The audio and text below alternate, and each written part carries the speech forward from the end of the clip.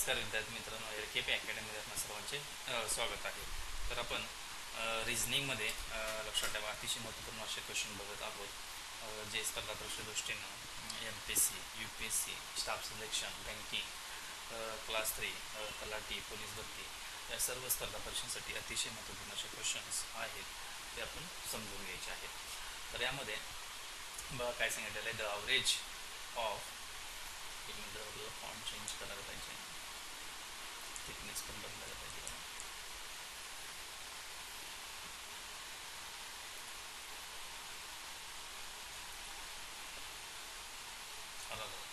लेस मोठं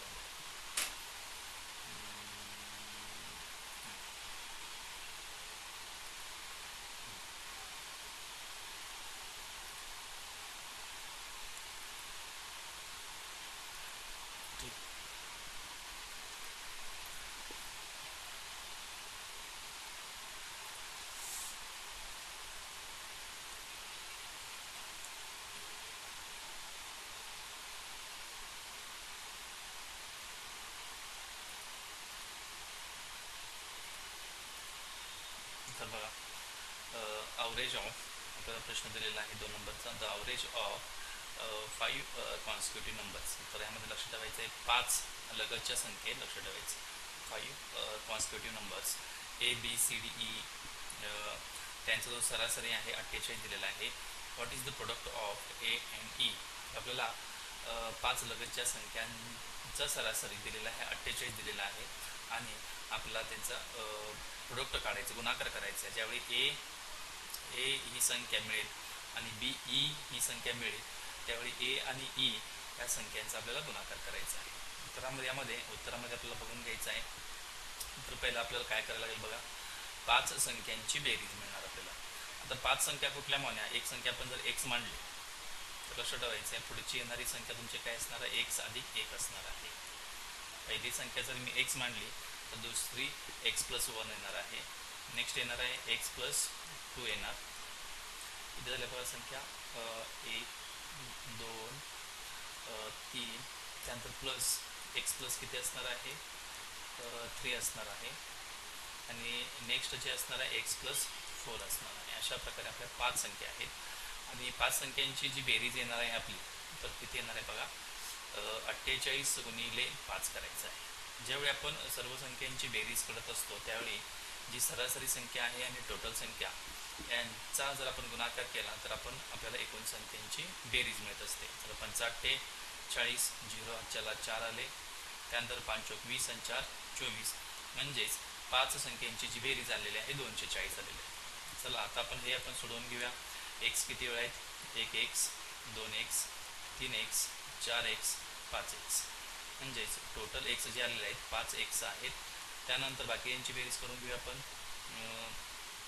1 2 आणि 1 3, 3 आणि 3 6 आणि 6 आणि 4 10. हे लक्षात ठेवायचं. 2 3 3 आणि 3 6 6 आणि 4 10. इकडं +10 आलेलं आहे आणि जे इज इक्वल टू आलेलं आहे आपलं 240 आहे. त्यानंतर आपल्याला काय करू शकतो आपण, गुणाकाराचं भागाकार प्लसचं मायनस होणार आहे इकडे, म्हणजेच 240 मायनस किती आपलं होणार आहे, तर 10 होणार आहे. तर आपलं इथं आन्सर किती आलं आहे, 230 आलेलं आहे आणि इथं 5x डावीकडे राहणार आहे. आता गुणाकाराचं इथं काय होणार आहे, आपलं भागाकार होणार आहे 230 डिवायडेड बाय आपल्याला 5 करायचं आहे.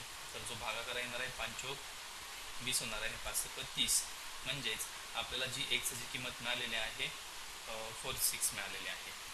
लक्षात ठेवायचं आहे जो A नंबरचा आहे, A नंबर म्हणजे आपली ही संख्या A नंबरची असणार आहे, B नंबर ही संख्या असणार आहे, C नंबर ही संख्या, D आणि E.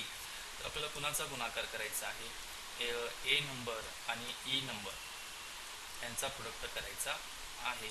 तर A नंबर म्हणजेच आपलं काय असणार आहे, x असणार आहे 46 आणि जी शेवटची संख्या आहे x मध्ये 4 मिळवायचा आहे, म्हणजे इंटू 46 प्लसमध्ये आपण किती मिळवणार आहे बघा, 4 मिळवणार आहे. म्हणजे जी E नंबरची संख्या आहे x+4 आहे, एक्सची किंमत 46 आहे, त्यामध्ये आपल्याला 4 मिळवायचं आहे. तर लक्षात ठेवायचं आहे. मग किती आलेलं आहे बघा आपलं, इज इक्वल टू यामध्ये 46 इंटू बघा किती होणार आहे 46 अधिक 4 50 होणार आहे. आपल्याला इथे लक्षात ठेवायचं आहे. मग आपल्याला गुणाकार करायचा आहे. ही संख्या ऑलरेडी शून्य आहे तो उतरून घ्यायची आणि 5 न गुणायचं आहे. 5 30 अचल आले 3 5 20 20 आणि 3 23. म्हणजेच जो गुणाकार आहे प्रोडक्ट जो आलेला आहे तो 2300 आलेला आहे. तो लक्षात ठेवायचा आहे. हे गुणाकार किती आहे 2300 इथं हे लक्षात ठेव हे समजून घ्यायचं आहे. तर यामध्ये आपण थोडं इथं व्यवस्थित लिहूया अंकाला.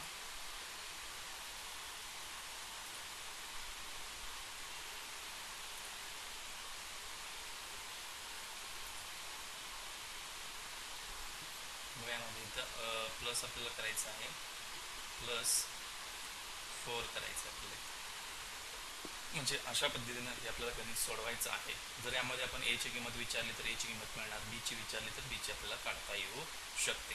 तर एक्स ची किंमत काढता आली तर बाकीच्या सगळ्या संख्या आपल्याला मिळू शकतात.